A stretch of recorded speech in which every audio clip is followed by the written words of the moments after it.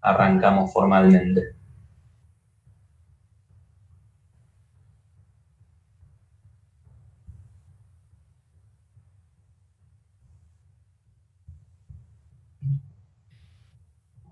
Bueno, comenzamos. Buenas tardes a todos y a todas. Es un placer desde el Instituto de Estudios Comparados en Ciencias Penales y Sociales, el INESIP, dar inicio a esta actividad de presentación de un nuevo libro y de una nueva colección que auspiciamos desde el Instituto, que es la colección Teoría del Precedente y Análisis Jurisprudencial, dirigida por Alberto Binder y Carolina Ahumada, y este primer número, este primer libro, que es Obligatoriedad en la Jurisprudencia, 6 lecturas sobre el precedente.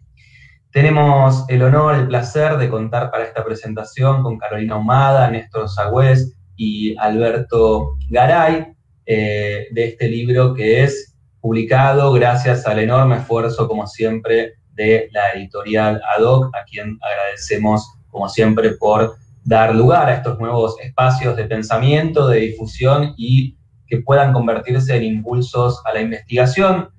Todo lo que es la investigación sobre el precedente, lamentablemente, es un tema que en nuestro país, y sobre todo en lo que ha sido el proceso de reformas procesales penales, no ha sido todavía del todo desarrollado, o por lo menos no ha tenido una incidencia suficiente en la práctica, y un poco el objetivo de esta colección y de este libro es impulsar investigaciones sobre el tema que permitan justamente repensar, analizar e incidir en lo que entendemos que es nuestro país, que es un sistema judicial de precedentes. Para ello presentamos, y Carolina está presentando este primer libro, en donde se presentan 6 artículos del sistema del Common Law, traducciones de estos artículos, justamente para abrir el juego y el debate a estas nuevas ideas. Antes de pasar a las exposiciones propiamente dichas, le vamos a ceder la palabra a Carolina, la doctora Carolina Ahumada, para hacer algunos primeros agradecimientos. Bueno, hola a todos, gracias por estar, todos los que me están acompañando en este momento, les agradezco muchísimo, gracias Juli por estar también acá. Y bueno, principalmente le quiero agradecer a los doctores Sagüez y Garay, que fueron tan generosos en aceptar esta invitación, aparte a leer el libro y a venir a comentarlo. La verdad que se los agradezco enormemente. También quiero agradecer a Alberto Binder, que es la persona que me apoya, me acompaña en este proyecto. Creo que él tiene el mismo entusiasmo que tengo yo en seguir investigando este tema, así que un agradecimiento enorme a Alberto también por el espacio que él me da. Otro agradecimiento muy grande para Rubén Vilela, que es, el que nos permite difundir nuestras investigaciones. Y no solo este libro, sino, como decía Julio recién, darle proyección, ¿no?, a través de una colección que iniciamos con este primer libro. Así que, Rubén, enormemente agradecida por tu esfuerzo, por tu buena onda, etcétera. La verdad que muchas gracias. Y un último y muy especial agradecimiento a Guadalupe Bustamante, que es la persona que hizo la revisión de las traducciones. Guadalupe hizo un trabajo magnífico. Así que realmente le estoy muy agradecida porque fue de gran ayuda para todo lo que fue el proceso de traducción de estas obras. Algunas de ellas, justo comentábamos con el doctor Garay hoy, algunos de los artículos eran bastante antiguos y tenían algunas dificultades y gracias al trabajo que pudimos hacer con Guadalupe, creo que lo sacamos adelante. Así que, lo dejo a Juli en el uso de la palabra y, después les voy a contar un poco mis observaciones y el porqué de este libro. Muchas gracias, Caro. Vamos a comenzar entonces con las exposiciones propiamente dicha. En primer lugar, le vamos a dar la palabra al doctor Néstor Sagüez, quien es doctor en Derecho por la Universidad de Madrid y por la Universidad Nacional del Litoral en Argentina. Cuenta con 13 doctorados universitarios honoris causa y 15 profesorados honorarios. Se desempeña como profesor titular emérito en la Universidad de Buenos Aires. Es profesor titular en la Universidad Católica Argentina, sede de Rosario, y profesor de posgrado en la Universidad Panamericana de Ciudad de México y Austral de Buenos Aires. Es profesor invitado en los cursos de posgrado de las universidades de Pisa, Bolonia, Castilla-La Mancha y Cádiz. Ha publicado una treintena de libros en Derecho Político, Constitucional y Procesal Constitucional. Se desempeña como presidente del Centro Argentino de Derecho Procesal Constitucional y es presidente honorario de la Asociación Argentina de Derecho Constitucional y del Instituto Iberoamericano de Derecho Constitucional. Es académico nacional en Ciencias Morales y Políticas y en Derecho y Ciencias Sociales. Obtuvo en 2 oportunidades el Premio CONEX en Derecho Constitucional y la legislatura de la provincia de Santa Fe lo declaró ciudadano distinguido y es ciudadano destacado en Derecho por la legislatura de la Ciudad Autónoma de Buenos Aires y la Municipalidad de Rosario. Así que, doctor Sagües, es un enorme placer para el Instituto y para todos y todas nosotras tener el placer de poder escucharlo. Le cedemos la palabra. Está ahí silenciado.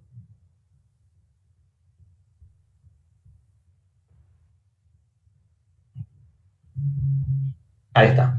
Perfecto. Bien.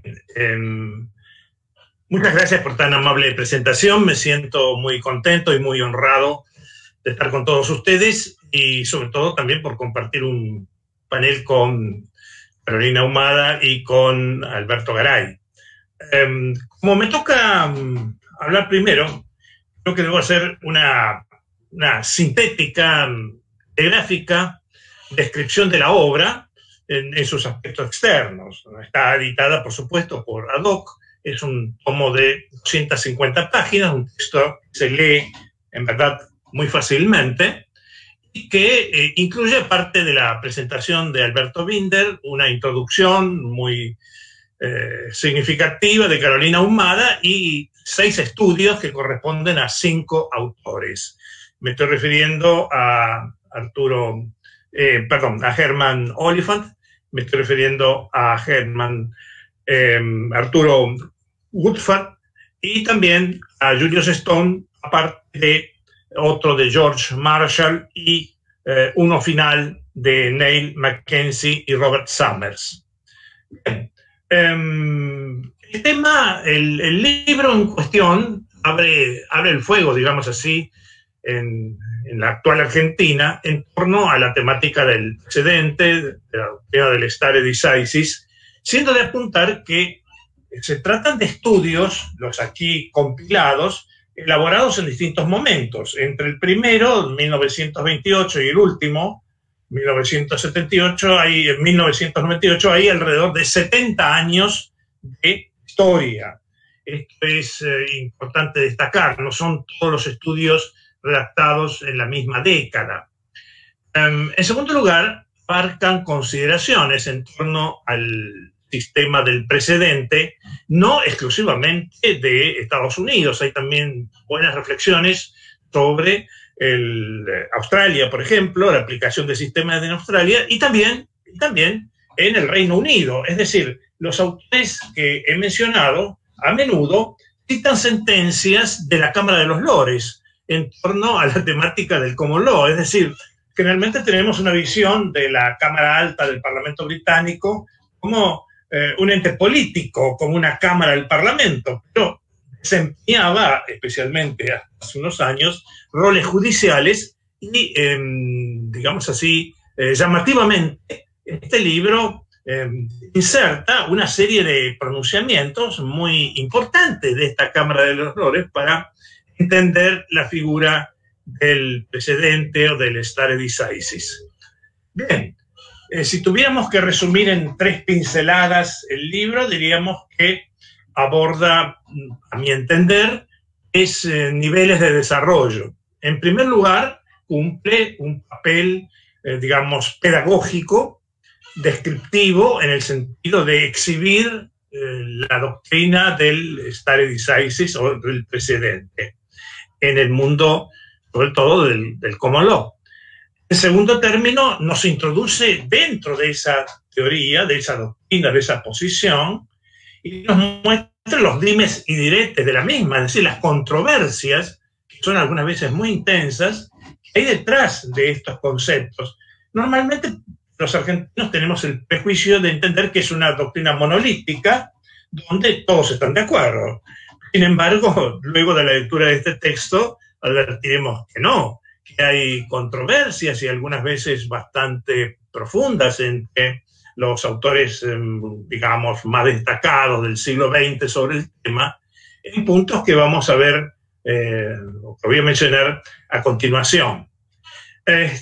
Finalmente, la obra plantea también poner a pica en un punto interesante, que es la hibridación, la mixtura, el sincretismo entre el sistema del civil law, el sistema continental al que estamos en general afiliados, y el régimen del common law, y el juego del precedente en esa conjunción, en esta unión, en este enlace, advirtiendo que de alguna manera hemos recepcionado al uso nostro, digamos, o al uso del paese, como dicen los italianos, esta parte, segmento de esta doctrina, y los hemos hecho a los manotazos, por supuesto, sin una base conceptual preexistente. Pero precisamente la hibridación no va a terminar, está en pleno curso, y es bueno que este tomo haya abordado esa parte de la cuestión. Bien, observaciones haría sobre la obra en particular.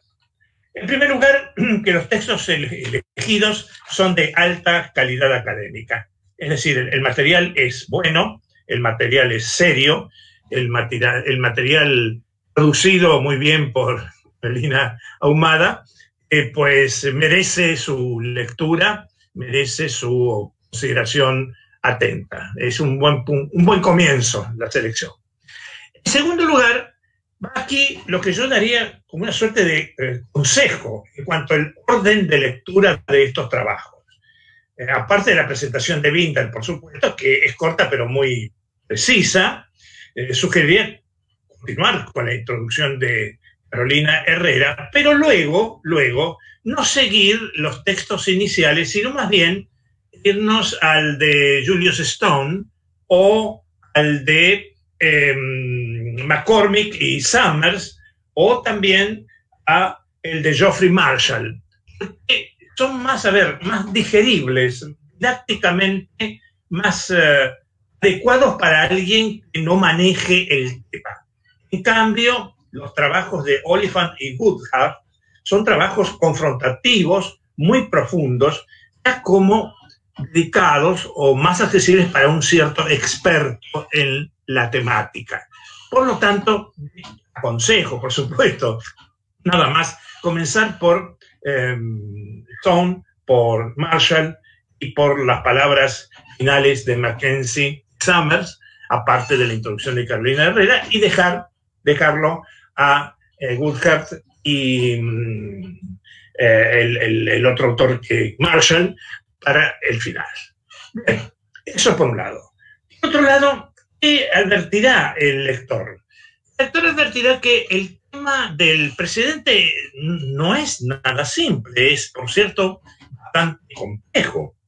Es un tema, además, que se ha desarrollado, como bien apunta el libro, no antiguamente, tiene sus raíces en la historia, desde luego, pero ha tenido un desarrollo conceptual más fuerte a partir del siglo XVII y a partir del siglo XVIII y finales del siglo XIX. Es decir, es una doctrina perfeccionada en años o en décadas o en siglos relativamente más recientes de los que nos imaginamos. ¿Y cuáles son las 4 preguntas que afloran de la lectura de este material que nos acerca esta edición? Bueno, en primer lugar, el libro nos va a explicar o va a abordar el asunto de qué es el sistema precedente, qué es la ratio decidendi en un fallo o en un pronunciamiento judicial. Eso por un lado.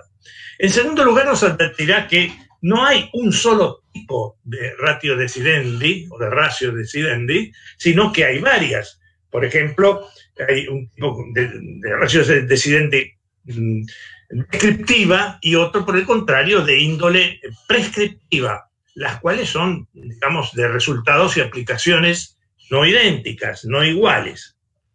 En tercer término, mostrará que uno de los grandes capítulos del tema del precedente es averiguar cómo se determina, cómo se ausculta, cómo se fija, cómo se descubre cuál es la ratio decidendi o el principio digamos así, obligatorio, que va a sentar un veredicto o una sentencia.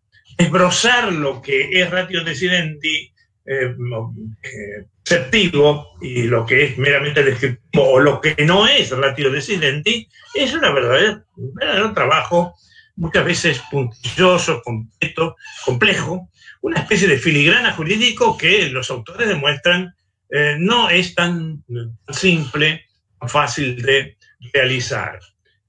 Finalmente, uno de los puntos también más atractivos de la obra es preguntarnos cómo se descubre el precedente, cómo se averigua la ratio decidendi, cómo se la diferencia de los elementos que no la integran, como el obiter dictum, los elementos marginales, cuando una sentencia no tiene fundamentos coincidentes.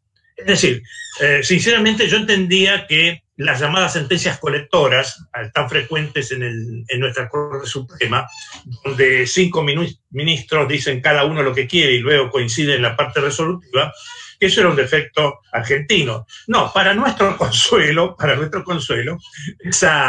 esa metodología, si se la puede llamar así, o esa antimetodología, es también frecuente el cómo lo... Y ahí viene un verdadero problema, que puede concluir que si la diversidad argumentativa de los diferentes votos u opiniones de los jueces de un tribunal no tiene elementos comunes, lo único común es la coincidencia en la resolución, podemos concluir que ese fallo no tiene ratio decidendi, no tiene doctrina obligatoria en lo que estamos enfocando. Es decir, que el libro tiene también una especie de acto de contrición, para hablar en términos teológicos, una especie de confesión en torno a las debilidades internas que pueden padecer o pueden afectar a determinadas sentencias judiciales. Bien, ¿qué perlitas podríamos encontrar en el libro que estamos considerando? Bueno, una de ellas es uno de los dramas internos del sistema del precedente o del ratio decidendi, una suerte de esquizofrenia conceptual que tiene, cuando por un lado la doctrina del ratio decidendi, o del valor del precedente y del seguimiento del precedente, debería ser una perspectiva o configurar una perspectiva estructuralmente o naturalmente conservadora. Es decir, vamos a someternos a un precedente. Sin embargo, esa metodología conservadora no es tal, porque paradojalmente el sistema del ratio decidendi, del precedente, es un sistema que fomenta el cambio. Es decir, el common law es un sistema que tiene una alta dosis de versatilidad y de adecuación a los nuevos tiempos, gracias fundamentalmente a la labor inteligente, cuando la hay, y la hay con frecuencia, de tribunales idóneos, de tribunales perspicaces, de tribunales inteligentes. Es decir, la ratio decidendi no significa esclavitud del precedente, sino algo que sí orienta, desde luego, a los tribunales posteriores, pero lleva en sí también el germen de la renovación. Es combinar, digamos, asistencia o supervivencia con transformación. Este es uno de los milagros del sistema del ratio decidendi, que el libro en varias partes se preocupa en detenerse.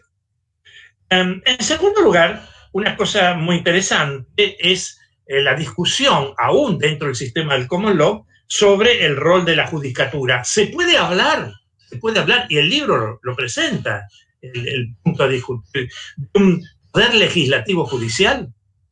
¿Es adecuada la terminología de Austin cuando en 1830 hablaba de la ley creada judicialmente? Evidentemente, detrás de la ratio decidendi hay algo de ley creada judicialmente, o hay mucho de eso, algo que en el mundo del civil law no siempre se acepta, por el contrario que se mira de reojo como contrario al principio de división de los poderes. Decididamente, otra perlita del libro, muy sabrosa por cierto, aparte de linda, es la temática que anticipé de la hibridación de los sistemas entre civil law y el common law, y el averiguar cómo los juristas del civil law han hecho, como digo, así artesanalmente, algo de common law, algo de doctrina del precedente, pero lo han hecho con ciertos matices particulares y con una mentalidad distinta a la de los jueces del common law. Es decir, en el ámbito, digamos, nuestro, en el ámbito continental, en el ámbito latinoamericano tan apegado al sistema continental, cuando hablamos de valor del precedente, estamos mirando la sentencia judicial como si fuera una explicitación de la ley creada por el Parlamento. Es decir, no como una norma de factura judicial, sino como una norma desprendida, inferida, desglosada por los jueces, pero de un texto legislativo madre, lo cual no coincide precisamente con la filosofía que anima al common law y al sistema del precedente. Esto es un detalle particular en nuestros medios, como también cuando hacemos precedente, como dije, precedente al uso nostro, cuando hacemos este precedente a la criolla, lo que estamos haciendo es no diferenciar con la debida estrictez los elementos de un fallo que son ingredientes de la ratio decidendi y argumentos del fallo que son simplemente obiter dictum. Es decir, tenemos la tentación, que es muy fuerte en la Corte Interamericana, por ejemplo, de Derechos Humanos, de decir, bueno, la Corte dice esto, pero dice muchas cosas al mismo tiempo. Está diciendo precedente, está diciendo ratio decidendi y está diciendo obiter dictum. Y la tendencia muy frecuente en el mundo del civil law es equiparar, digo así apresuradamente, la ratio decidendi con el obiter dictum, cosa que en el mundo anglosajón no se hace de ese modo. Otra peculiaridad de nuestra hibridación es que no siempre analizamos los hechos considerados fundamentales en la sentencia que sienta, que elabora el precedente, el fenómeno fáctico fundamental, los hechos llamados relevantes, son los hechos del caso posterior al que se aplica esa doctrina del precedente. Precisamente el libro acredita que el precedente es significativo, el precedente es desde luego muy importante, el precedente tiene mucho peso, pero es tributario también de una cierta coincidencia fáctica fundamental entre el caso que sienta el precedente y el caso actual donde estoy aplicando el precedente.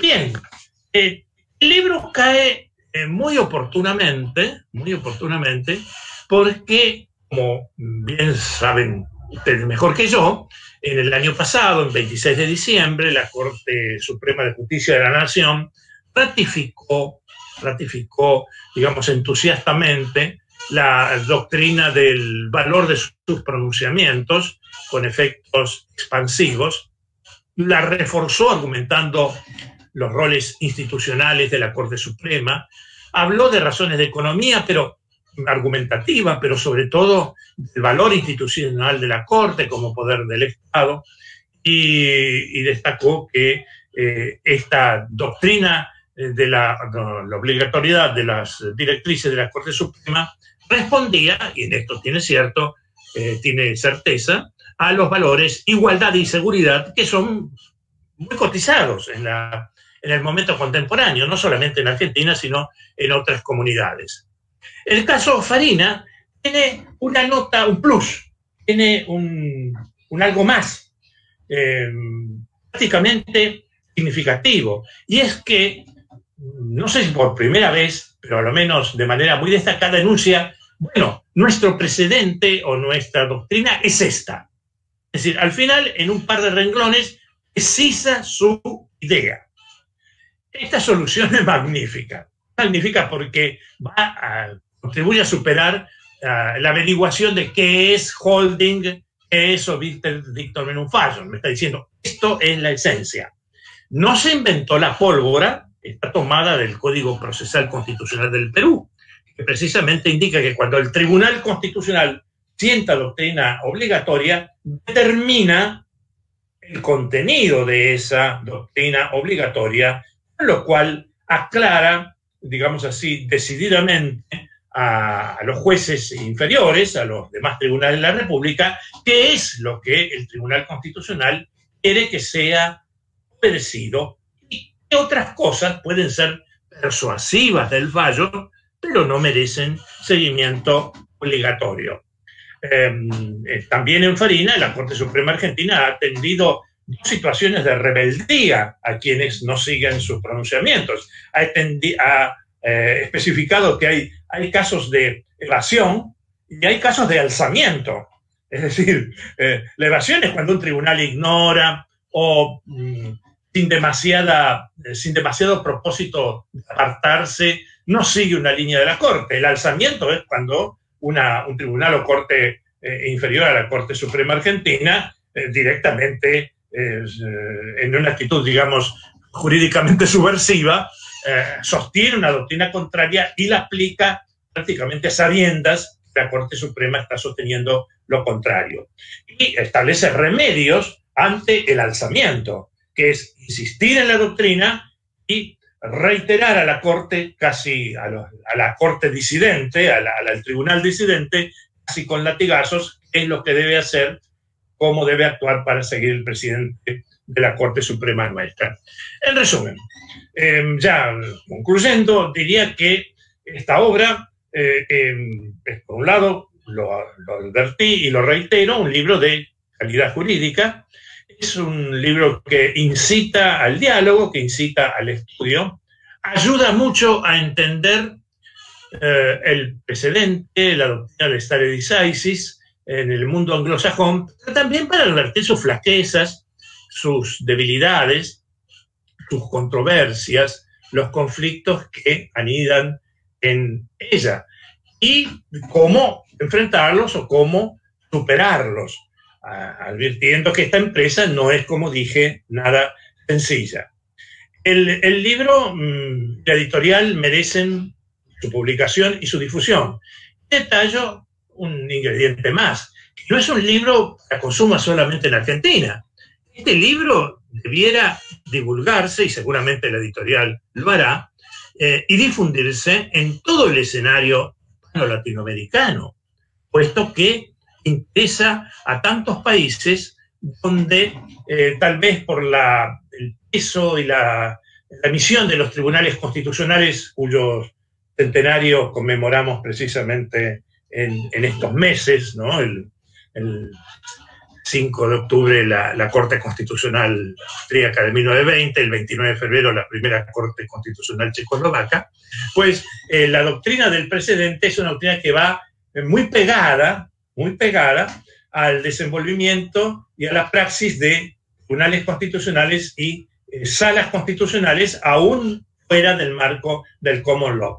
En síntesis, es un libro atractivo, es un libro de calidad y un libro, concluiría, oportuno, y cabe felicitar a los directores de la colección haberlo elegido y desde luego a la editorial por haber asumido la empresa de su lanzamiento. Muchas gracias entonces. Muchísimas gracias, doctor Sagüez. Recordamos a quienes están en el público, entre quienes agradecemos particularmente la presencia de la doctora Ángela Ledesma, presidenta de la Cámara Federal de Casación Penal, el doctor Guillermo Nicora, miembro de la Junta Directiva de INESIF, entre tantos otros y otras, que pueden dejar sus comentarios a través del Meet o quienes estén siguiendo en YouTube, también en el chat por ahí. Y ahora vamos a darle la palabra a otra de las personas que más ha estudiado la temática del precedente en nuestro país, al igual que el doctor Sagüez. En este caso es el doctor Alberto Garay. Él es abogado por la Universidad de Buenos Aires, Master of Laws de la Universidad de Columbia de Nueva York, profesor invitado de la misma Universidad de Columbia de Nueva York en 1993 y 2015, exdirector del curso de actualización en Derecho Constitucional Argentino de posgrado de la Universidad de Buenos Aires durante casi 10 años, profesor de posgrado en la Facultad de Derecho de la Universidad de Buenos Aires y de grado y de posgrado en la Universidad de San Andrés y la Universidad Itela, autor y coautor de libros y artículos, expositor en conferencias y seminarios nacionales e internacionales, y su último libro se titula justamente La doctrina del precedente en la Corte Suprema del año 2013. Doctor Garay, te invitamos a tomar la palabra. Bueno, muchas gracias. Buenas tardes a todos. Gracias por la invitación. ¿Está bien el volumen? Bueno, gracias por la invitación. Es un placer y es un honor compartir con el profesor Sagüez y con Victoria este panel. Y realmente me parece que este libro no puede ser sino bienvenido y celebrada su aparición, particularmente en este momento en que en toda Latinoamérica y en Europa ha adquirido una importancia relevante el estudio de la doctrina del precedente. En Brasil, en Colombia, en Chile, en Perú, en todos lados hoy se está estudiando la doctrina del precedente. En países europeos, España empezó desde 1978 con la Constitución, pero inclusive en Francia, en Alemania, en Dinamarca, Finlandia.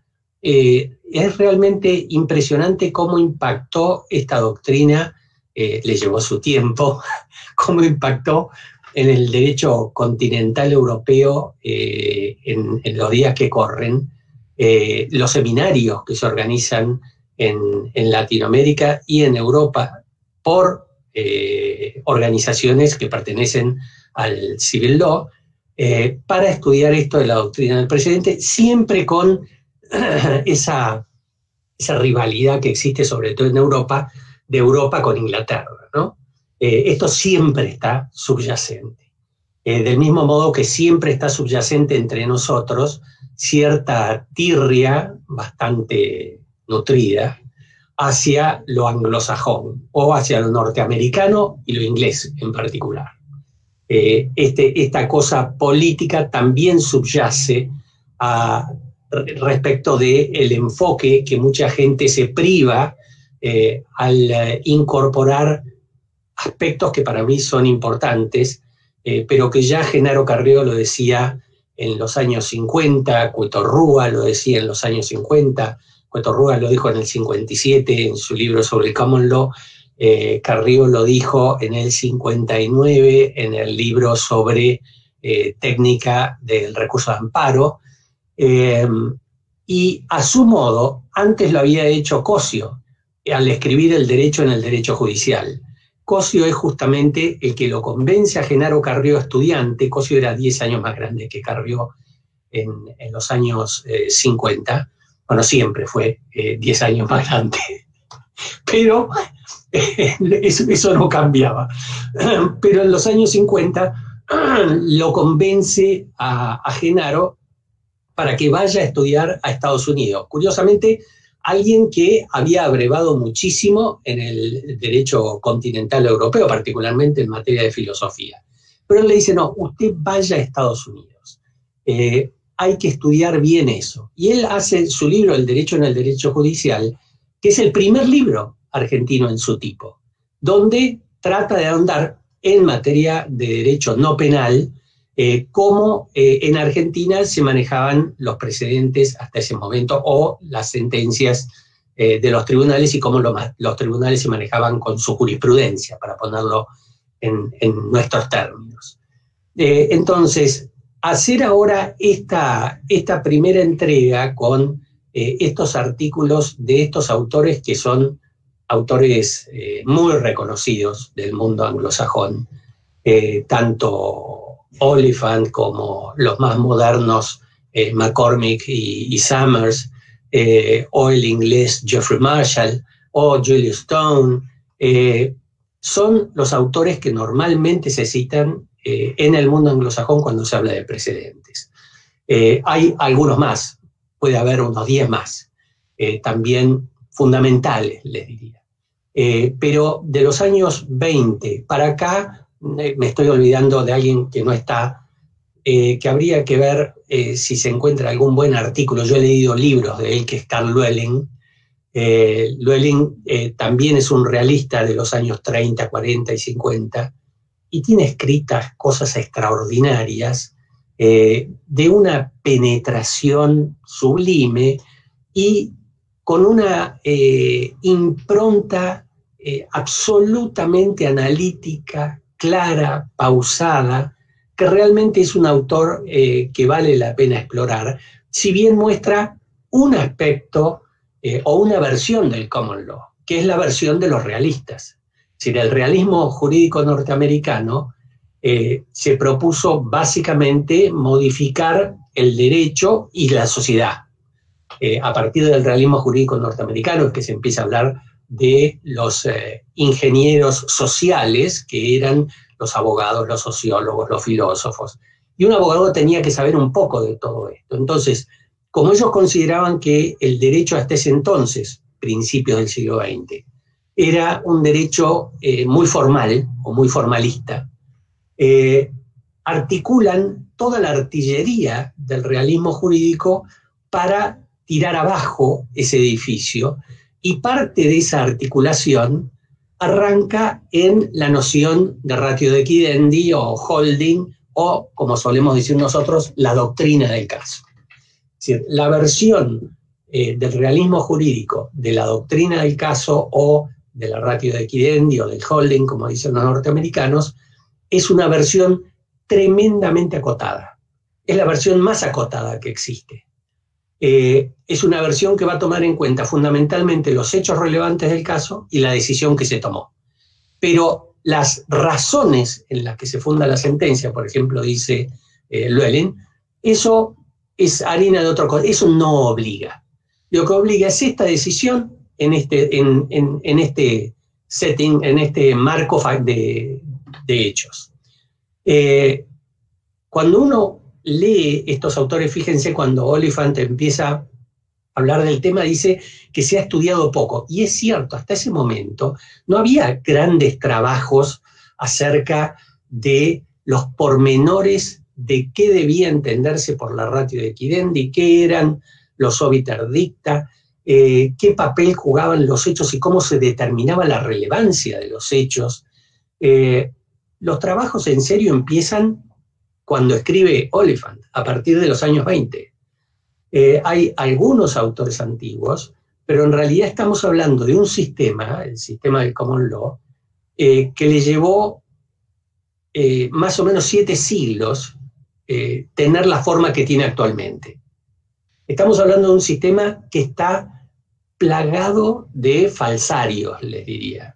Muchísima gente habla del common law y da versiones que no son reales del common law. Entonces, leer a estos autores es tener siempre en mente, como decía el profesor Sagüez antes, los conflictos que existen dentro del common law acerca de su propio common law. ¿Cómo es la doctrina del precedente? Y bueno, hay teorías o doctrinas. Los ingleses prefieren no hablar de teoría del precedente, ellos hablan de doctrina del precedente, porque sostienen que una teoría los ataría demasiado, y justamente la característica de la doctrina del precedente es esa flexibilidad que tiene, mucho mayor en el derecho norteamericano y mucho más cerrada en el derecho inglés. Pero fíjense ustedes que nosotros, cuando hablamos de la doctrina del precedente, el stare decisis o decisis, como dicen los yanquis, o stare decisis, como diríamos en nuestro castellano, hablamos de obligatoriedad del precedente, y uno dice, sí, es como la obligatoriedad del precedente. En realidad, la obligatoriedad como tal, la regla del precedente, se establece en Inglaterra en 2 casos, uno de 1866 y otro de 1898. Una sentencia de la Cámara de Apelaciones de Londres y una sentencia de la Cámara de los Lores, la rama judicial, en el caso del Tribunal Superior. Durante todo el periodo anterior se tuvieron en cuenta precedentes, se razonó en base a precedentes, pero no se hablaba de obligatoriedad. técnicamente del precedente. De esto se empezó a hablar a mediados del siglo XIX. Y les diría más, hasta 1944, que se discutía la obligatoriedad del precedente a nivel de las cámaras, si era obligatorio o no era obligatorio. Esto no lo digo yo, lo dice Jim Evans, que es un autor inglés bastante reconocido en un artículo de hace unos años, y lo dice también Gerald Postema, que es un autor norteamericano que escribió un artículo extraordinario que se llama The Classical Common Law, que hace una semblanza del Common Law clásico que se afinca en el siglo XVIII, mediados del siglo XVIII. Entonces, venir ahora a estos autores, empezar a ver qué es lo que ellos opinan acerca del precedente, de su vinculación con los hechos del caso, de qué tenemos que tener en cuenta para establecer cuál es la ratio de equidendi del caso. A los ingleses les gusta más hablar de ratio de equidendi, los norteamericanos hablan más de holding. Es todo un ejercicio, a mi gusto, extraordinario. Estos artículos en muchos sentidos son extraordinarios. Quizás tiene razón el profesor Sagüez cuando dice, miren, empiecen por el final. Empiecen por el artículo de McCormick y de Summers, porque para nuestra cabeza es no caer de golpe en el precedente. Caemos medio de costado, con dos tipos que vienen y dicen, miren, los parecidos entre el civil law y el common law son estos. Entonces ahí entramos a navegar, por lo menos en alguna agua conocida, y después nos vamos metiendo en el resto. Entonces, cuando ustedes ven el tipo de detalle en el que están los ingleses, los norteamericanos, los australianos, los canadienses, cuando hablan de qué es lo que obliga de una sentencia anterior, realmente yo encuentro al menos tan ricas esas disquisiciones, que me parece hasta intelectualmente un desperdicio no poder tomar en cuenta lo que ellos dicen y ver qué me puede servir. Siempre cuando a mí me ha tocado hablar con relación a la doctrina del precedente, yo siempre traté de combatir la idea de que hay que seguir la doctrina del precedente. En realidad yo creo que hay que conocerla y ver qué de esa doctrina se puede adaptar a nuestra educación y a nuestra forma de pensar. Pero hay una realidad. Nosotros no hemos sido educados hasta el día de hoy para analizar sentencias. No nos educan. En una carrera de derecho en el common law, todas las materias generalmente son en base a precedentes y a doctrina, no solo precedentes. Pero cuando hablan de precedentes, hablan de la técnica del precedente. Entonces, se discute, sea la materia que sea, qué es lo que obliga de ese precedente, cómo se va expandiendo, cómo se va achicando. Y cuando volvemos a cómo nosotros manejamos los precedentes, decimos, no, pero esto es algo extranjero, en realidad no tiene nada que ver con nosotros, es una copia norteamericana o inglesa. Y si ustedes van a los primeros fallos de la Corte Suprema de Argentina y van a la jurisprudencia de los tribunales federales argentinos, más o menos de los primeros 40 años, van a advertir que normalmente, es decir, muchos de los casos que trataba la Corte en sus primeros fallos, en los primeros 20 años, eran básicamente cuestiones jurisdiccionales, ¿no? La extensión del actual artículo 116, que era competencia originaria, que era competencia federal, algunos casos, pocos, de derechos, prácticamente muy pocos, cuestiones de conflictos de jurisdicciones entre el Congreso, el Poder Ejecutivo, los tribunales. Es impresionante ver cómo los jueces federales de primera instancia seguían la jurisprudencia de la Corte. A veces hasta exageradamente. A veces hablaron de un deber absoluto de seguir la jurisprudencia de la Corte. Y después aparece, más o menos por el año 1870 y pico, el famoso juez Tedín, que tiene una calle ahí en Barrio Parque, que dice, bueno, tampoco hay que tomar muy como una obligación tremenda lo de los fallos de la Corte, hay una obligación moral, dice. Pero curiosamente, en Argentina se toma lo de obligación moral como algo débil. Y en el common law se habla de obligación moral como algo fuerte. Son cosas inexplicables que se dan a veces o que sorprenden, donde los ingleses y los norteamericanos dicen, ley que imponga la obligatoriedad de los precedentes no hay. Pero hay una obligación moral a seguir los precedentes. Es más, dicen los ingleses, un inglés como Neil Duxbury, dice, si un juez no respeta los precedentes, eso va a ser tenido en cuenta después para ver si lo ascienden a camarista o no lo ascienden a camarista. Porque si no respetan los precedentes, no va a ser un muy buen juez. Entonces, cuando vemos este manejo de qué es lo que obliga una sentencia, yo mismo me he preguntado al principio, ¿esto a nosotros nos sirve o no nos sirve? Cuando vemos la liviandad con que a veces se citan sentencias, por lo menos para mí, me doy cuenta de que es importante tener en cuenta cómo se citan los precedentes, qué se cita de un precedente y qué importante es el determinar los hechos relevantes del caso. Porque en nuestro sistema normalmente no se hace esta unión, pero está dicho en la jurisprudencia, en nuestro sistema los jueces resuelven los casos que se someten a su decisión, no resuelven todos los casos, son los casos que se someten a su decisión. En el sistema angloamericano también son los casos que se someten a su decisión. Muy bien. Acá se toman muchas veces, ni que hablar en la Corte Interamericana, lo que se dijo en un caso anterior, como si con ese caso se hubieran resuelto todos los casos posibles que ese tipo de conflicto puede generar.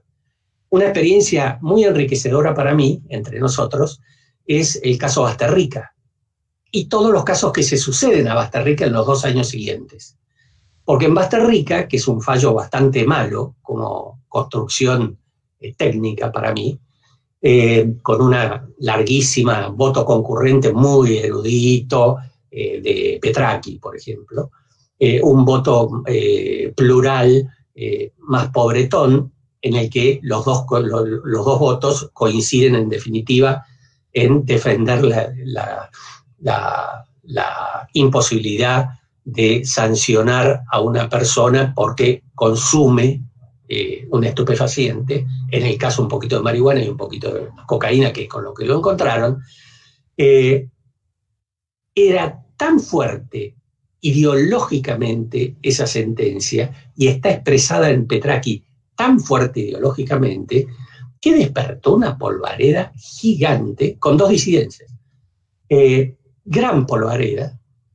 Y después empezamos a ver que no era tan así como Petracchi nos había dicho, de que no, a partir de ahora en realidad el consumo de estupefacientes, tenencia para consumo personal de estupefacientes, está permitido. La jurisprudencia empieza a decir de la Corte, no, pero estaban fumando en la calle, adentro de un auto, y no, ahí ya ahí no está permitido, porque ahí la verdad que es un lugar público, no hay intimidad, estaban cerca de un colegio. El otro que fue a visitar a un amigo a la cárcel, y cuando le hacen la requisa, le descubren unos cigarritos de marihuana, dicen, ¿cómo? ¿Y esto que lo venía usted para fumar con el preso? No, fumar con el preso no, dice el tipo. Yo, en realidad esto era para después, a la salida, me iba al Monumento a la Bandera en Rosario, y como era el día del Monumento a la Bandera, me iba a fumar un cigarrito. Públicamente, dice la Corte. De ninguna manera. Entonces, cuando uno empieza a ver los casos posteriores, si lo miramos muy rígidamente, como podría ser nuestra tendencia, diríamos, la Corte reculó. La verdad, empezó a decir todo lo contrario de lo que había dicho antes. Y si lo miramos con una visión más cercana a la doctrina del precedente, vamos a decir, mirá, en Basterrica se sentó un principio para Basterrica, pero no había una mayoría consolidada porque tampoco había coincidencia total de fundamentos. En realidad, un parrafito que tira Petracchi en el considerando 27 es el que después se transforma en la doctrina de los casos de tenencia de estupefacientes, de tenencia de estupefacientes para consumo personal. Y cuando empieza uno a ver todo eso, ahí recién empieza a ver cómo el derecho judicial crea derecho, si se quiere, cosa que a los ingleses les llevó 700 años reconocer, y recién lo empezaron a reconocer a principios del siglo XX, los norteamericanos también. Y entonces ahí empezamos a ver qué valioso es cómo los anglosajones, en estos trabajos y en otros que vendrán, abarcan y atacan esta problemática. Es decir, ¿qué es lo que obliga de una sentencia? Todo lo que se dice en una sentencia obliga, que son preguntas que nosotros válidamente nos podemos hacer a nosotros mismos, porque no hemos estudiado estos temas entre nosotros. No hay discusiones doctrinarias de estos temas referidos a nuestro derecho. ¿Quién dice lo que el precedente dice? Otra pregunta gigante del common law. ¿Lo dice el tribunal, como a veces lo dice, o lo dice el tribunal que tiene que resolver el nuevo caso, como es el principio clásico del common law? El año pasado estaba en un seminario en San Pablo sobre el precedente, y entre los que estaban había un profesor de Cambridge, tipo muy abierto, excelente tipo, procesalista, entre otras cosas. Neil Andrews, por ahí, lo conocen los procesalistas. Y hablando del precedente me dice, no, mira Alberto, este tema de la doctrina del precedente is a whole life experience, me dice. Es una experiencia de toda la vida, no se acaba nunca. Yo sigo estudiando el tema del precedente.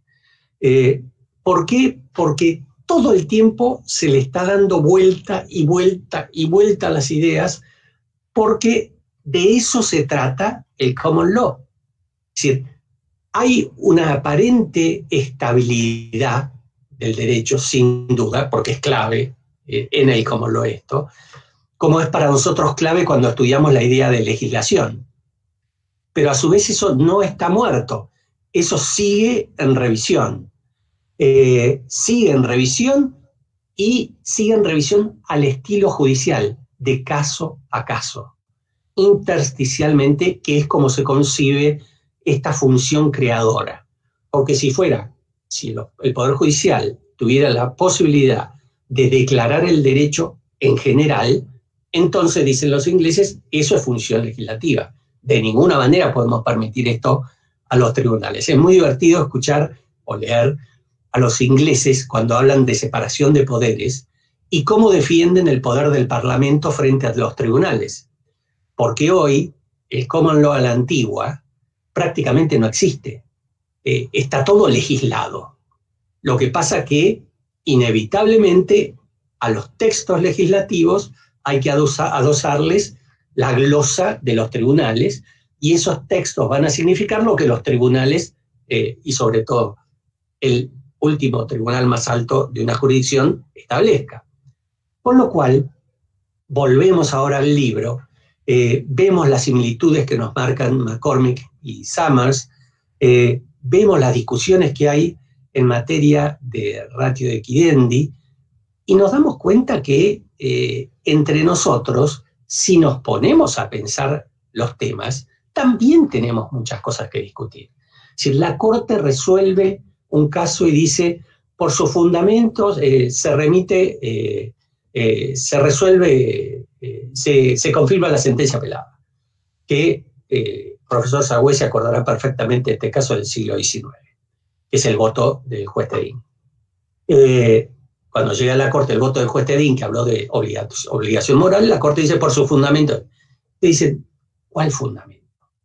¿Todos los fundamentos? ¿Es lo mismo todo lo que dijo el juez Tedín? Porque el juez Tedín habló de obligación moral, pero después falló conforme la Corte había resuelto. Entonces, ¿a qué se refiere? O cuando actualmente la Corte dice que en brevitatis causa se remite a los fundamentos de la decisión, por lo que tal cosa. ¿A todos los fundamentos se remite? O en realidad, ¿y por qué a los fundamentos y no al principio o a la doctrina que ese caso establece? ¿Por qué nunca dimos ese paso? Es muy interesante ver en nuestro derecho cómo se produce un gran desarrollo en materia jurisprudencial y de estudio de los precedentes y de qué obliga, qué no obliga. Hay un caso famoso que el profesor Sagüez recordará, que es Municipalidad con el Hortondo, que no tiene que ver con un tema de expropiación. Fue la única vez que la Corte declaró inconstitucional una ley de expropiación. Después tomó el principio contrario y de ahí no la movió, y bueno, esto de si es de interés público, no es de interés público, cuestión legislativa, otra cosa. Hay otro caso con posterioridad al peronismo, de los fines de los años 50. Pero al margen de esto, en ese caso, en Municipalidad con el Hortondo, aparece un considerando, 20 y pico, creo que es el 26, donde la Corte dice, porque Zavalía, que vota en disidencia, le reprocha a la mayoría que están resolviendo contradiciéndose con 5 o 10 precedentes anteriores en materia expropiatoria, donde habían convalidado lo que hoy no estaban convalidando. Entonces la Corte le dice, no, mira, esos casos eran diferentes, porque en realidad eran expropiaciones rurales, y hoy estamos con una expropiación urbana, era la ampliación de la Avenida de Mayo. Y no es lo mismo mirar el problema respecto de una expropiación en el medio del campo que una expropiación en el medio de la ciudad. Pero independientemente de esto, le dice, es un principio de derecho que las consideraciones generales que se han expresado en el precedente deben ser tomadas en función de los hechos de ese caso. Y donde vayan más allá, pueden ser respetadas, pero no obligan al tribunal en los casos consecuentes. Cuando yo leí esto por primera vez, dije, ¿es un principio de derecho? ¿De qué derecho? Esto era 1888. ¿Qué derecho? ¿Derecho español? Más bien que no era. El nuestro estaba en ciernes. El Código Civil recién se había entrado en vigencia en el 71. Hacían 16, 17 años. Me quedó rebotando en la cabeza. No les cuento toda la historia. Un día, cuando fui a estudiar a Estados Unidos, en un curso de introducción, encuentro la definición de obiter dictum, y es, palabra por palabra, esto que se dijo en Municipalidad con el Hortondo, salvo que en castellano, y es lo que dijo el famoso Marshall, en un caso también famoso norteamericano. Lo agendé, pero ahí no me di cuenta. Otro día, a los años, volví al caso y dije, pero esto yo lo leí cuando estaba en Estados Unidos. Volví, bueno, está tomado palabra por palabra de ese fallo, sin citarlo. Y después se lo repitió, y últimamente se lo ha repetido decenas de veces. Yo creo que ya lleva centenas de veces para defender y separar lo que es el obiter dictum de lo que es el holding o la ratio equidendi de la decisión. Entonces, cuando uno ve esto, dice, bueno, cuando miramos para atrás, ¿qué parte estamos mirando? ¿Estamos mirando lo que es el derecho constitucional con la jurisprudencia de la Corte, o estamos mirando el resto del derecho? En el resto del derecho, la influencia europea es indiscutible, obvia. Cuando hablamos de derecho constitucional, la influencia norteamericana también es obvia. Y las técnicas que la Corte toma de la jurisprudencia norteamericana también están ahí. La mayoría de los principios que hacen a la jurisprudencia de la Corte son tomados de la jurisprudencia norteamericana y se elaboran con altos y bajos, con momentos en que parece que se hubieran olvidado de todo lo que dijeron y de repente de golpe se acuerdan de todo lo que dijeron. lamentablemente esto es bastante común en la jurisprudencia de la Corte, pero últimamente se ha vuelto con el tema de los precedentes, se ha vuelto con el tema de la obligatoriedad, y muchas personas que antes no estaban muy de acuerdo con el tema de la obligatoriedad, hoy empieza a gustarles el tema de la obligatoriedad porque están de acuerdo con la obligatoriedad de la sentencia de la Corte Interamericana. Entonces, vienen por otro lado y dicen, no podemos decir que son obligatorias las sentencias de la Corte Interamericana y que tienen efecto expansivo, como ella misma postula, que no sale de ningún lado, sino que lo dice la Corte Interamericana, y no decir que en la Argentina no pasa lo mismo con la sentencia de la Corte. Entonces, vuelvo al tema. Lo que este libro pone sobre el tapete es un sustrato teórico a la anglosajona, ¿no? Fíjense la cantidad de precedentes que citan muchos de estos autores.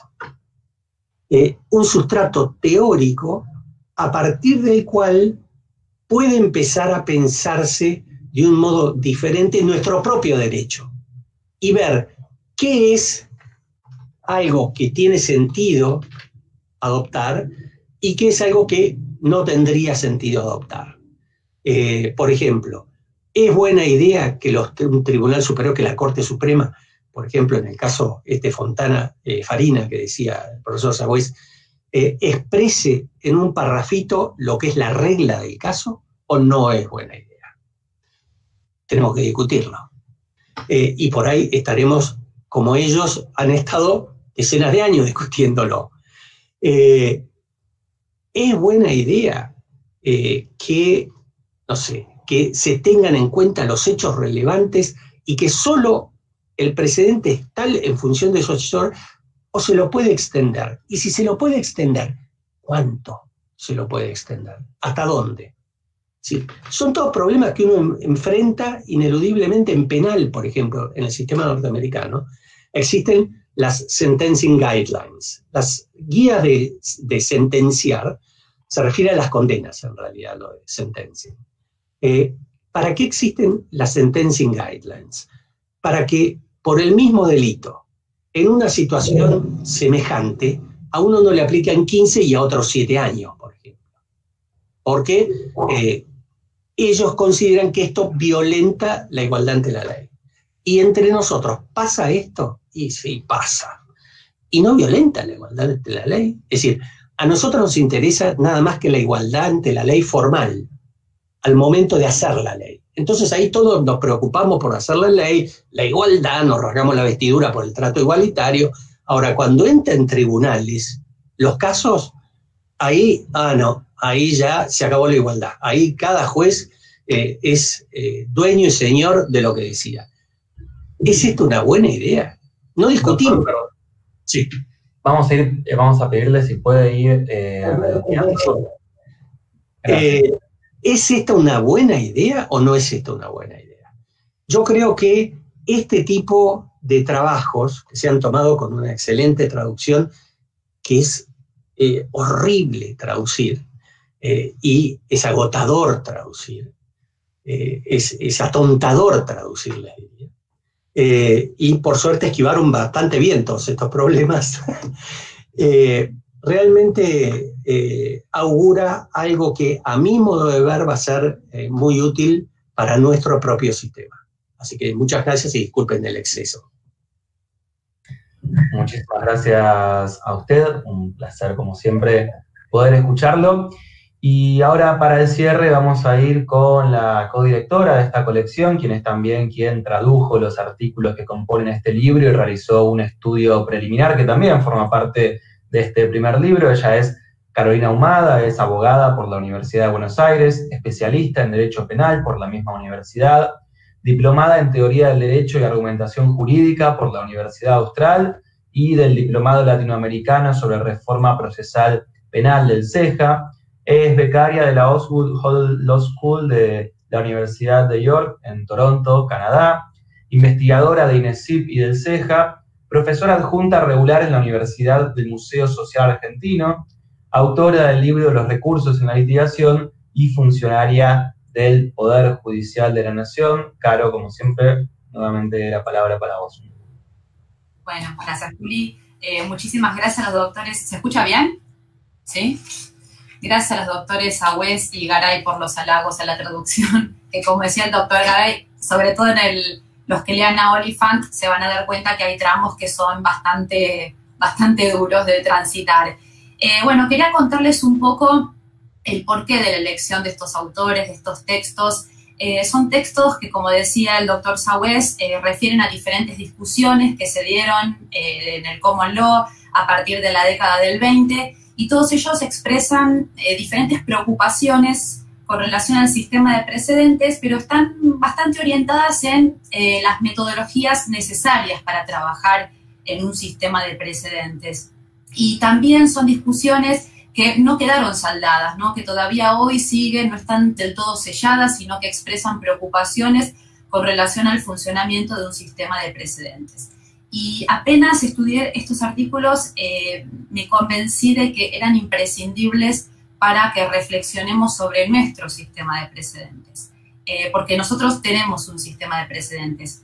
Es un sistema de precedentes, como es el doctor Sagüez, criollo, que lo voy a rebautizar así, pero con muchos problemas, con muchas debilidades en su funcionamiento, pero finalmente tenemos un sistema de precedentes. La Corte lo ha dicho en reiteradas oportunidades, la Corte revoca las decisiones de los tribunales que no respetan su doctrina, y finalmente, más allá de lo que la Corte dice, en el funcionamiento habitual de las instituciones, la labor de los abogados, la labor de los tribunales, tiene una tendencia bastante fuerte hacia el acatamiento de los precedentes, por lo menos los de la Corte Suprema. De modo que es indudable el valor que tiene el precedente hoy en nuestro derecho. De hecho, nuestro derecho sería inexplicable sin los precedentes. Si retiráramos los precedentes, no podríamos explicar muchas áreas de nuestro derecho. Es más, en algunos ámbitos han sido desarrollados con base exclusivamente precedencial. Hay infinidad de ejemplos, pero uno de ellos es el derecho al recurso. El derecho al recurso ha evolucionado desde Casale en adelante con bases exclusivamente precedenciales. De modo que no podemos negar este valor porque es algo que tiene que ver con el funcionamiento real de nuestro sistema. Ahora, claro, tenemos un sistema de precedentes que impacta, que tiene un valor enorme en la labor diaria, pero nos hemos hecho pocas preguntas sobre cómo funciona, ¿no? Cómo lo aplicamos, qué metodologías utilizamos cuando aplicamos los fallos, cuando no los aplicamos, qué metodologías vamos a considerar legítimas o ilegítimas al aplicar o al apartarnos de un precedente. Y acá es donde me parece que estos textos marcan dos modelos. Y yo le iba a decir el modelo conceptualista textual, pero le voy a decir modelo criollo, tendría también ese nombre. Marcan dos modelos antagónicos, que sería un modelo débil, que es un modelo conceptualista y textual, y un modelo fuerte, que es un modelo con una base muchísimo más interpretativa, que tiene sus discusiones, por supuesto, que las reflejan todos estos artículos, pero que tiene características que lo hacen muchísimo más fuerte que los modelos textuales o conceptualistas. Ahora voy a explicar un poco cómo son estos dos modelos. Pero para poder establecer esta diferenciación entre modelos débiles y fuertes, tenemos que pensar primero para qué hay sistemas de precedentes, cuál es el principio sobre el cual gira un sistema de precedentes. Y en realidad un sistema de precedentes gira sobre la idea de que los casos similares deben resolverse de manera similar. No es más que eso, no es más que esa fórmula que es tan sencilla y que seguramente todos suscribiríamos fácilmente si habláramos con alguien que no es abogado y le decimos esto y nos dirían, sí, claro, esta es la expectativa razonable que puede tener cualquier ciudadano, ¿no? De que la justicia resuelva los casos similares de manera similar. Pareciera hasta que es un principio mínimo, ¿no?, de la administración de justicia. Entonces, con base en este principio que es tan sencillo, al interior de este principio nos encontramos con un montón de dificultades teóricas y un montón de dificultades prácticas para poder llevarlo a la práctica. Y estas dificultades tienen que ver con algunas de las cuestiones de las que nos habla el doctor Garay, que tienen que ver con cómo sé que los hechos son iguales, cómo los diferencio, con base en qué herramientas establezco las distinciones o formulo un principio, ¿no? De ahí viene la dificultad que es teórica y es práctica. ¿Qué pasa con los modelos débiles? El modelo débil es un modelo que no se puede hacer cargo de estas distinciones. Es un modelo que no tiene capacidad para diferenciar hechos. Es un modelo que pasa los hechos por encima, tiende a homogeneizarlos y tienen pocas herramientas para igualar y diferenciar situaciones fácticas. En general, son modelos, de ahí su nombre, con una orientación muy conceptualista. ¿Qué significa esto? Bueno, que son modelos que tienen puesto todo su peso, que priorizan el desarrollo de conceptos jurídicos en desmedro del problema jurídico, o el desarrollo de conceptos jurídicos en desmedro de los hechos del caso. Entonces, no es infrecuente ver en las sentencias, en la forma de las sentencias y también en las presentaciones judiciales, el desarrollo de instituciones jurídicas. Tenemos un problema puntual y las sentencias y las presentaciones judiciales empiezan definiendo un concepto jurídico. ¿Qué es el derecho de defensa? Yo tengo que resolver un problema de que al imputado, por ejemplo, no se le permitió controlar la prueba, y en lugar de que el tratamiento del caso comience con un encuadre de ese problema, con sus particularidades, con qué hechos ocurrieron y cuáles no, el desarrollo de la sentencia comienza con qué es el derecho de defensa. Y de ahí, de mayor a menor, nos vamos encontrando con que luego de una serie de transcripciones y de definiciones teóricas y dogmáticas, nos encontramos con una fórmula final que dice, acá se afectó el derecho de defensa o acá no se afectó el derecho de defensa. Es un sistema que es muy impreciso por los altos niveles de teorización y altos niveles dogmáticos que suele presentar, entonces pierde esta capacidad de precisión que necesitan los sistemas de precedentes, que justamente necesitan distinguir y ser particularistas y hacer un análisis artesanal de los casos. Oliphant, por ejemplo, tiene una frase que cuando se refiere a este tipo de sentencias dice que son sentencias que tienen una realidad propia. Son sentencias que están completamente desconectadas de la realidad a la cual están llamadas a resolver. Refieren a discusiones académicas, dogmáticas, teóricas, pero con una desconexión, con un divorcio enorme sobre lo que tienen que resolver. Aparte de los modelos débiles, ¿qué herramientas tenemos para encontrar el principio del caso, la doctrina del caso? ¿Con qué herramientas nos manejamos? Bueno, nos manejamos con herramientas en general que no son herramientas específicas del derecho jurisprudencial. Son herramientas que le tomamos en préstamo al derecho legislado. Entonces, cuando analizamos un fallo, vamos a buscar, tenemos la tendencia a ir a buscar el principio del caso como si estuviéramos buscando un artículo dentro de un código. Leemos el fallo y cuando encontramos lo que el juez dice, lo que el juez enuncia, lo subrayamos, recontentos, encontré el principio del caso. Pero el problema con este tipo de enfoque, que es un enfoque textual o literal de lo que dice un fallo, es que solamente da cuenta de lo que dice la sentencia, pero omite lo que hacen los jueces con relación al estímulo de los hechos. Y se queda simplemente en el plano de lo literal.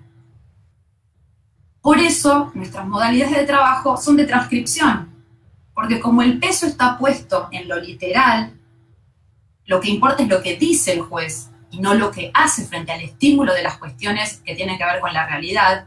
Entonces, las modalidades de trabajo tienden a hacer la transcripción. Entonces, el modelo débil se basa como en 3 ejes. Alta conceptualización, con muchos niveles de abstracción e imprecisión. Otro eje que tiene que ver con el poco apego, la gran indiferencia y la falta de herramientas para trabajar con hechos concretos. Y herramientas metodológicas inadecuadas, que son textuales. Bueno, el resultado está claro que va a ser un sistema de precedentes débil, porque es un sistema que es incapaz de dar cuenta de las diferencias. Y un sistema de precedentes trabaja con eso, con diferencias y similitudes entre hechos. La materia prima de un sistema de precedentes son los hechos. Ahora, el problema no sería solamente este.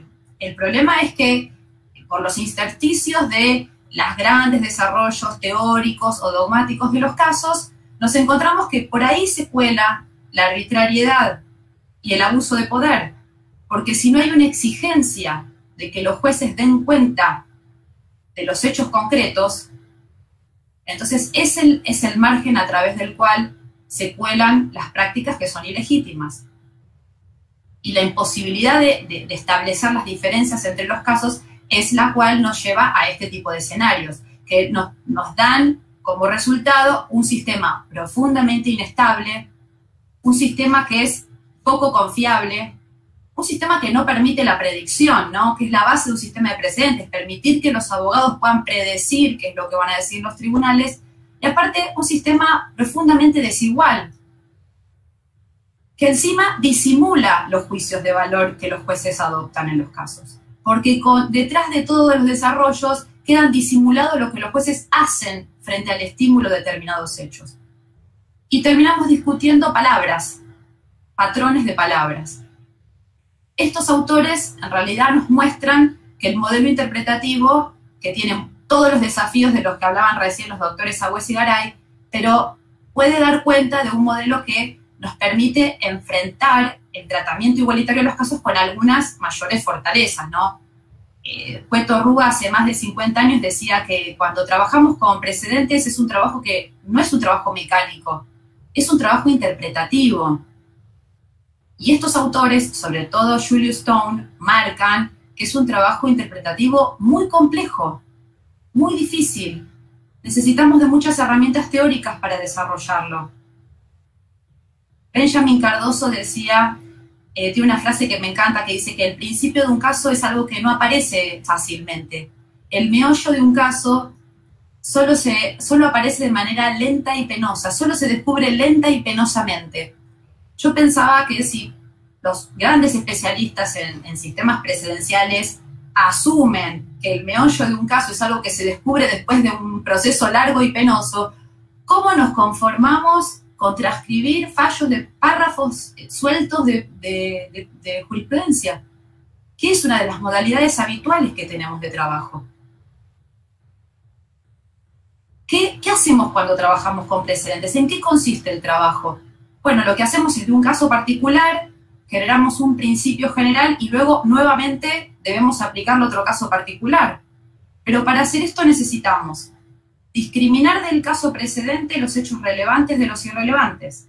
Necesito generar categorías y abstracciones, porque si ese caso le ocurre a Juan Pérez, voy a necesitar otro caso en el cual sea Juan Pérez para que aplique. Entonces necesito abstraer y luego formular un principio. Y luego ese principio volver a aplicarlo, volver a tornarlo en algo particular a través de las analogías disponibles. Ahora, ¿cómo hago? ¿Con qué herramientas discrimino lo relevante de lo irrelevante, ¿no? ¿Cómo hago las abstracciones? Cuando formulo el principio, ¿cuándo sé que este principio tal vez no es demasiado amplio, que abarque un grupo de situaciones, un rango de situaciones demasiado extenso? O cuando el principio del caso tal vez es demasiado acotado, ¿no? Y solo permite dar cuenta de ese caso puntual. Bueno, Arthur Goodhart va a decir que el principio de un caso lo vamos a encontrar en los hechos relevantes del caso conforme los ve el juez y la decisión que adopta. Este, por ejemplo, es el sistema que adopta la Corte Constitucional de Colombia. Igual la tesis de Goodhart recibe críticas, todavía hoy se está discutiendo la tesis de Goodhart. Eugene Wambach también tiene una tesis, tenemos la definición de Cross, la definición de McCormick, pero de Oliphant en adelante los autores coinciden en que el principio de un caso no está en las palabras de los jueces, sino que hay que buscarlo en otro lado. Y esto tiene que ver con que el sistema de precedentes necesita igualar situaciones reales, necesita al caso A darle la misma respuesta que el caso B. No comparar las palabras de los jueces o que los jueces dicen que es el caso A y el caso B, sino que para garantizar esta igualación en la realidad tenemos que acudir a un análisis interpretativo que nos resguarde de estar simplemente comparando principios o palabras y empezar a comparar hechos. Yo estoy convencida que pasar de un sistema conceptualista, textual, a un sistema hermenéutico tiene un impacto enorme en las formas en las que se estructuran las sentencias, en la forma en la que litigamos, sobre todo en los tribunales de impugnación, en las preocupaciones que tienen los jueces de impugnación sobre sus propios precedentes, sobre los precedentes de otros tribunales, y en un tema no menor que tiene que ver con la forma y las modalidades en que se publica la jurisprudencia, que también está cubierta de esa idea de transcripción y de gran formalidad. Cuando terminé de leer el artículo de Goodhart, lo primero que pensé fue, este artículo lo tienen que leer todos los estudiantes de Derecho. Antes de leer el primer párrafo, el primer fallo que les den en la facultad, es importantísimo entrar en contacto con este artículo, porque es un artículo que nos rescata de una mirada tan textual o tan literal de la jurisprudencia, al menos como propuesta. No digo que hay que seguir la tesis de Woodhull, pero como propuesta de razonamiento, de salir de la textualidad y de la literalidad en la que estamos acostumbrados, y sobre todo de abandonar este parámetro que nos enseñan desde la facultad, que es leer, buscar palabras y transcribir, y a ingresar en un parámetro que tenga que ver con generar categorías, abstracciones y hacer interpretaciones con base en las analogías disponibles, ¿no? Comparto con el doctor Garay cuando dice que necesitamos pensar, bueno, ¿cómo lo vamos a hacer? ¿Cuáles son las exigencias que tendría que tener un modelo hermenéutico en nuestro país para trabajar con precedentes? ¿Qué prácticas vamos a considerar ilegítimas o no? Y sobre todo, ¿qué prácticas no estamos dispuestos a aceptar? Eso me parece que es importante de pensar de cuáles son las prácticas que no estamos dispuestos a aceptar. Estos textos, como les decía al principio, muestran dos modelos muy diferenciados, muy claros. Uno ya lo conocemos, es en el que trabajamos nosotros, que tiene todas estas debilidades, inseguridad, inestabilidad, poca capacidad de predicción y sobre todo desigualdad. La propuesta de este primer libro tiene que ver con poner en discusión, empezar un nuevo camino para trabajar con los presentes desde este lugar, ¿no? Que tengan que ver con intentar construir un modelo que sea más seguro, más estable, más predecible y sobre todo más igualitario. Por eso con Alberto Binder pensamos que esto sea una colección, porque realmente lo vemos como que estos artículos no sellan, no terminan las discusiones, sino que apenas las inician y que todavía queda muchísimo por investigar. Así que, bueno, les hago extensiva la invitación para aquellos a quienes les interese el tema y quieran colaborar para que se sumen a nuestra propuesta. Y bueno, nada, les agradezco enormemente a todos el haber estado hoy. Bueno, muchas gracias, Caro. Felicitaciones por el enorme esfuerzo y el trabajo que hoy da sus frutos en esta excelente colección con este primer libro que ya está disponible tanto en ad hoc como en librerías para ser adquirido. Agradecemos nuevamente a los doctores Sagüez y Garay por su presencia y por sus muy claras exposiciones, y a todas las personas aquí presentes quedamos obviamente a disposición y disponibles para seguir trabajando y seguir buscando desde el Instituto fomentar estos espacios de investigación crítica, de investigación novedosa sobre temas que buscan incidir sobre la realidad de nuestros sistemas de justicia. Ese es el objetivo en todas las áreas y en particular con esta nueva línea de investigación que se abre gracias al profundo trabajo de Carolina Ahumada. Felicitaciones nuevamente y gracias a todos y a todas por su presencia.